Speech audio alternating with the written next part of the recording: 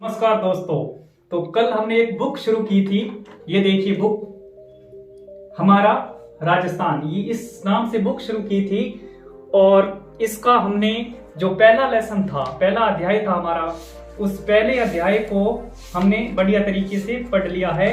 और मैं आशा करता हूं कि आपने भी पढ़ लिया होगा। उस लेसन का नाम था राजस्थान एक परिचय। तो आज हम इसी जो बुक का दूसरा अध्याय पढ़ने जा रहे हैं, जिसका नाम है राजस्थान का इतिहास। क्या नाम है? राजस्थान का इतिहास। तो आओ हम शुरू करते हैं।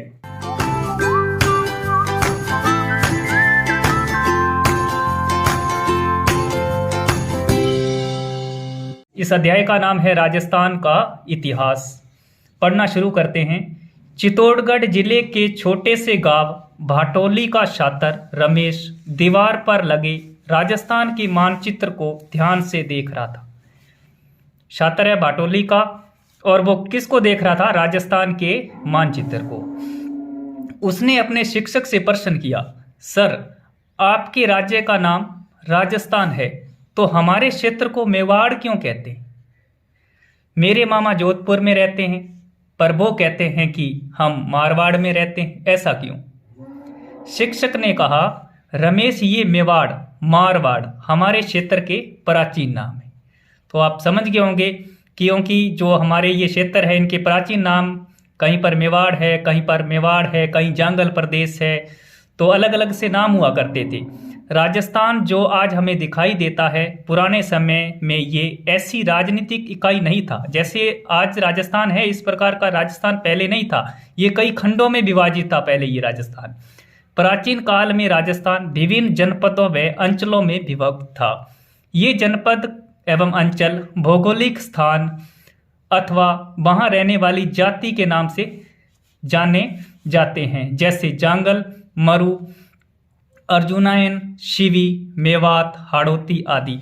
तो दोस्तों, इसमें बार बार एक वर्ड आ रहा है। कौन सा वर्ड? जनपद आ रहा है ना, जनपद वर्ड। तो पूरे लेसन में जनपद वर्ड आएगा, इसका हमें पूरी तरह से पता होना चाहिए। तो इसमें क्या है कि जब उत्तर वैदिक काल था, सिंधु घाटी के बाद का जो समय यानी उत्तर वैदिक काल था, तो उत्तर वैदिक काल के अंदर जो परिवार है, तो जो सबसे छोटी इकाई होती थी वो परिवार हुआ करती थी। और परिवार से मिलकर क्या बनता था? कुल बनता था। और इसी कुल से आगे कई सारे कुल मिलकर क्या बनता था? ग्राम बनता था। और ग्राम भी आगे कई भागों में मतलब आगे जुड़ जुड़ कर बनता था। तो ग्राम से क्या बनता था? विश्व बनता था। और विश्व से क्या बनता था?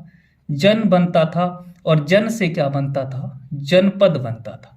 यानी जिसको आप पूरा राजस्थान कह रहे हो, पहले इस प्रकार से डिवाइडेशन था उनका। ये इकाइयां थी, परिवार, परिवार से ऊपर जो इकाई कुल, फिर ग्राम, फिर विश्व था, फिर जन, और फिर जनपद। आगे जब चंद्रगुप्त मौर्य का समय आएगा तो ये जनपद भी मिलकर क्या बने, फिर क्या बनेगा? यहाँ पर महाजनपद बन जाएगा। यानी अखंड भारत का निर्माण होगा तो फिर महाजनपद बन जाएगा वहां से। तो मैं आशा करता हूं कि आप जनपद वर्ड को बड़ी अच्छी तरह से समझ गए होंगे। आगे हम देखते हैं कि राजस्थान के जो मानचित्र दे रखा है, इसमें जंगल, मरुकांतर, मत्स्य, सूरसेन, तो इस प्रकार से विभाजन था इसका। प्राचीन भारत में आर्यों ने छोटी छोटी बस्तियों को मिलाकर अपने अपने राज्य या जनपदों का निर्माण आरंभ किया। महाभारत एवं संहिता ग्रंथों में राजस्थान के कई जनपदों का उल्लेख मिलता है। अब देखिए कि एक जनपद है राजस्थान के अंदर, उस जनपद का नाम है मरु। अब देखिए मरु किस जो एरियाज को कहते थे। ऋग्वेद संहिता सहित हमारे पौराणिक ग्रंथों रामायण, चरक संहिता, महाभारत एवं बृहद संहिता में मरु प्रदेश का वर्णन आता है। तो ये ग्रंथ दे रखे, इन ग्रंथों में किसका नाम आता है? मरु का। मरु प्रदेश आर्यों का प्रारंभिक जनतंत्र था, जिसमें वर्तमान के बीकानेर, नागौर, चूरू, गंगानगर, जैसलमेर, बाड़मेर के कुछ भाग सम्मिलित थे। तो ये आपको दोस्तों पता होना चाहिए। जो ये मरु कांतार है, मरु, इसमें कौन कौन से जिले आ रहे हैं? देखो बीकानेर इसमें आ रहा है, फिर यहाँ बीकानेर आ गया कुछ, फिर नागौर, फिर चूरू, फिर गंगानगर, जैसलमेर और फिर बाड़मेर। यानी ये जो इलाका है ना मरु कांतार, इसमें ये जिले आते थे। उसके बाद में आगे जो हमारा है जांगल प्रदेश। जांगल प्रदेश यानी कि जो बीकानेर के आसपास का जो क्षेत्र था उसको जांगल प्रदेश कहते थे। इस जनपद में वर्तमान कौन कौन से जिले आ रहे हैं? देखो जिले पता होने चाहिए आपको, कौन कौन से जिले आ रहे हैं? बीकानेर, नागौर एवं जोधपुर। तो कितने जिले आगे? 3, बीकानेर, नागौर और जोधपुर।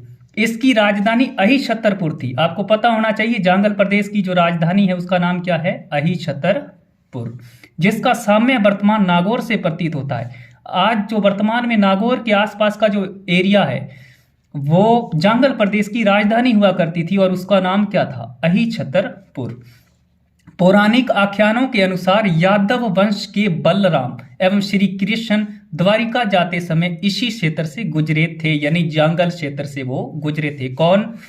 यादव वंश के बलराम और श्री कृष्ण भगवान ये गुजरे थे जांगल से। उसके बाद में मत्स्य जनपद आता है, बहुत वेरी इंपॉर्टेंट जनपद है, कई बार प्रश्न आया है यहाँ से। इस जनपद का उल्लेख ऋग्वेद में मिलता है। तो 4 वेद है, चारों वेदों में कौन से में इसका वर्णन मिलता है मत्स्य का? ऋग्वेद के अंदर। महाभारत में मत्स्य जनपद की राजधानी विराट नगर थी। ये ध्यान होना चाहिए आपको कि मत्स्य जनपद की राजधानी कौन सी थी? विराट नगर, और उसी का नाम क्या है? विराट। यह जनपद अलवर एवं जयपुर के मध्य में स्थित था। तो ये देखिए मत्स्य, तो मत्स्य में कौन कौन से इलाके आते थे? अलवर आता था, जयपुर आता था। इसी स्थान का वर्णन चीनी यात्री युआन चांग ने किया है। तो कौन से ने किया है? चीनी यात्री है एक, युआन चांग ने इसका वर्णन किया है। किस जनपद का वर्णन किया है युआन चांग ने? तो आपको ध्यान होना चाहिए मत्स्य जनपद का किया है। आगे बढ़ते हैं। उसके बाद में आगे आता है सूरसेन। राजस्थान के भरतपुर, धौलपुर, करौली, ये डिस्ट्रिक्ट पता होने चाहिए कि सूरसेन के अंदर कौन कौन से जिले आ रहे थे। देखो भरतपुर आ रहा है, धौलपुर आ रहा है, करौली के अधिकतर भूभाग प्राचीन सूरसेन जनपद में सम्मिलित थे। तो सूरसेन जनपद है, देखो ये रहा अपना सूरसेन जनपद। इसमें जो जितने भी जिले आ रहे हैं वो आपको पता होना चाहिए। इस जनपद की राजधानी मथुरा थी। सूरसेन की जो राजधानी थी वो क्या थी? मथुरा थी। ये भी पता होना चाहिए कि जनपद में जिले कौन कौन से आते हैं और उसकी राजधानी का नाम क्या है। 4वीं शताब्दी में ईसा पूर्व के यूनानी लेखकों ने सिकंदर के समय में सूरसेन या सौरसेन का उल्लेख किया है। बयाना प्रशस्ति में भी सूरसेन नामक राजवंश का वर्णन मिलता है। एक प्रशस्ति है उसका नाम क्या है? बयाना। उसमें भी किसका जिक्र किया हुआ है? सूरसेन का। सिकंदर के आक्रमण के पश्चात अपनी स्वतंत्रता को सुरक्षित रखने को उत्सुक पंजाब और टक की कुछ जातियां राजस्थान में आकर बस गई। इनसे अपने साहस और शौर्य के लिए प्रसिद्ध मालव, शिवी, अर्जुनायन आदि जातियां प्रमुख थी। तो आपको बस इतना पता होना चाहिए कि सूरसेन की राजधानी क्या थी और सूरसेन के अंदर कौन कौन से जिले आ रहे हैं, वो आपको ध्यान रखना है। उसके बाद में आगे आता है शिवी। आधुनिक उदयपुर के पूर्व, पश्चिम तथा उत्तर का संभागीय प्रदेश में शिवी जाति ने आधिपत्य स्थापित किया, इसलिए यह शिवी जनपद के नाम से जाना जाता था। इसकी राजधानी मजमिका या माध्यमिका थी, जिसके अवशेष चित्तौड़गढ़ के पास नगरी नामक गांव में मिलते हैं। इस भूभाग को मेदपाट तथा प्रागवाट कहा जाता है। इसमें देखो कितने क्वेश्चन बन रहे। शिवी, तो शिवी की जो राजधानी थी उसका नाम क्या था? मजमिका या माध्यमिका, ये आपको पता होना चाहिए। फिर शिवी जो एरिया है वो कहाँ पड़ता था? तो वो पड़ता था चित्तौड़गढ़ के पास। चित्तौड़गढ़ के पास है एक नगरी गांव, तो वो भी इसमें शामिल था। इस भूभाग को क्या दूसरा नाम क्या है? इसी भूभाग का दूसरा नाम यानी शिवी का दूसरा नाम क्या है? मेदपाट तथा प्रागवाट, ये 2 अन्य नाम हो गए इसके। उसके बाद में आगे आता है अर्जुनायन। भरतपुर, अलवर, कौन कौन से डिस्ट्रिक्ट? भरतपुर और अलवर प्रांत के अर्जुनायन अपनी विजयों के लिए प्रसिद्ध थे। अर्जुनायनों ने मालवों के साथ मिलकर विदेशी क्षत्रपों को परास्त किया था। किनको? क्षत्रपों को। इसमें कुछ भी याद करने लायक नहीं है, सिर्फ आपको पता होना चाहिए कि भरतपुर और अलवर के जो आसपास का क्षेत्र था वो कौन सा था? अर्जुनायन। उसके बाद में आता है मालव। मालवों की शक्ति का केंद्र जयपुर के निकट नगर था। मालव कहाँ के थे? जयपुर के आसपास के, जो वर्तमान के टोंक जिले में स्थित है। देखो टोंक जिला किसमें आता था? मालव के अंदर। कालांतर में ये अजमेर, टोंक एवं मेवाड़ क्षेत्र तक फैल गए। टोंक, प्रतापगढ़, झालावाड़ का क्षेत्र, टोंक, प्रतापगढ़, झालावाड़ का क्षेत्र मालव देश के अंतर्गत आता था। टोंक, प्रतापगढ़, झालावाड़। मालवों की दिग्विजय का युग अभिलेखों नांदसा, भीलवाड़ा में लगा है। तो ये कोई इन जो मालव, जितने भी मालव थे उनका अभिलेख लगा हुआ है कहाँ पर? नांदसा, भीलवाड़ा के अंदर अभिलेख लगा हुआ है। उसके बाद में आता है योधे। राजस्थान के उत्तरी भाग का योधे भी एक शक्तिशाली गणतंत्रीय कबीला था। संभवतया योधियों ने ही उत्तरी राजस्थान से कुषाण शक्ति को नष्ट किया था। योधियों ने क्या किया था? कुषाणों को नष्ट कर दिया था। गुप्त काल तक भी ये गणतंत्रीय व्यवस्थाएं अपने अपने क्षेत्र में बनी रही। ऐसा प्रतीत होता है कि गुप्त सम्राटों ने इन्हें अर्ध आश्रित रूप में बनाए रखा, परंतु 5वीं सदी के बाद के होड़ आक्रमणों ने यहाँ के गणतंत्रीय जनपदों की व्यवस्था को समाप्त कर दिया। वृद्ध संहिता नामक ग्रंथ में इनके पतन की चर्चा है। इसके बाद ये जनपद अन्य नामों और सीमाओं को लेकर सामने आते हैं, जैसे मेवाड़, बागड़, मारवाड़, हाड़ौती, ढूंढाड़ और नेवाड़। उसके बाद में आगे हमारा आता है मेवाड़ जनपद। प्राचीन शिवी जनपद वाले क्षेत्र को मेवाड़ कहा गया, यानी जो एरिया था कौन सा? मेवाड़ वाला, उनको क्या कहा गया? शिवी। आधुनिक उदयपुर, चित्तौड़गढ़, प्रतापगढ़, राजसमंद, भीलवाड़ा जिले मेवाड़ राज्य के क्षेत्र रहे थे।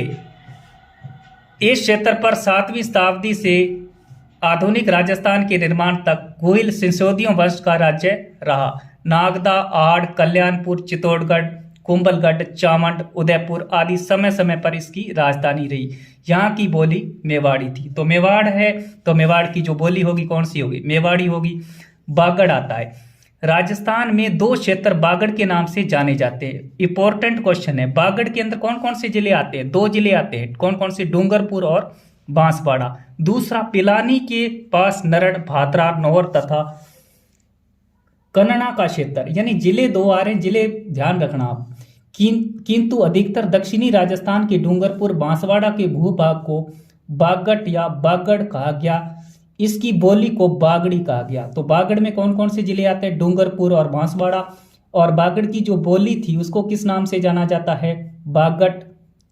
बागड़। तो इसी से बनी ये बोली बागड़। बागड़ से कौन सी बोली बन गई? देखो बागड़ी बोली बनी। मारवाड़, प्राचीन मरु प्रदेश ही कालांतर में मारवाड़ कहलाया। जिसको आप मरु प्रदेश कहते हो उसका ही नाम बदल आगे बढ़कर क्या हो गया? मारवाड़। 7वीं सदी में इसके मंडोर, जोधपुर क्षेत्र पर गुर्जर प्रतिहारों ने शासन किया। तो मारवाड़ का भाग कौन सा? मंडोर और जोधपुर। ये जो भाग है इस पर किन राजाओं ने शासन किया था? गुर्जर प्रतिहारों ने शासन किया। बाद में इस क्षेत्र पर राठौड़ वंश का आधिपत्य स्थापित हो गया। उसके बाद में आता है हाड़ौती। आधुनिक बूंदी और कोटा का क्षेत्र हाड़ौती कहलाता है। कोटा और बूंदी का क्षेत्र क्या कहलाता है? हाड़ौती। प्राचीन काल में इस भूभाग पर मीणा जनजाति का आधिपत्य था। कौन सी जनजाति का? मीणा जनजाति। मीणा वंश का बूंदा के नाम पर ही बूंदी का नामकरण हुआ। देखो मीणा वंश का शासक कौन? बूंदा, और उसके नाम पर ही कौन सा जिला बना? बूंदी। कालांतर में चौहान वंश की हाड़ा शाखा ने इस क्षेत्र पर अधिकार कर लिया। तभी से इस भूभाग को एवं यहाँ की बोली को कौन सी बोली के नाम से जाना जाने लगा? हाड़ौती। उसके बाद में आगे आता है ढूंढाड़ क्षेत्र। जयपुर एवं उसके आसपास के क्षेत्र को ढूंढाड़ नाम से जाना जाता है। कौन से नाम से? ढूंढाड़ के नाम से प्रसिद्ध रहा था। 12वीं सदी में कछवा राजपूतों ने यहाँ की स्थानीय जनजाति के मीणों और वटगुजरों को परास्त कर अपने राजवंश की नींव डाली। इस क्षेत्र की भाषा ढूंढाड़ी कहलाती, यानी ढूंढाड़ क्षेत्र की बोली क्या कौन सी है, ढूंढाड़ी है।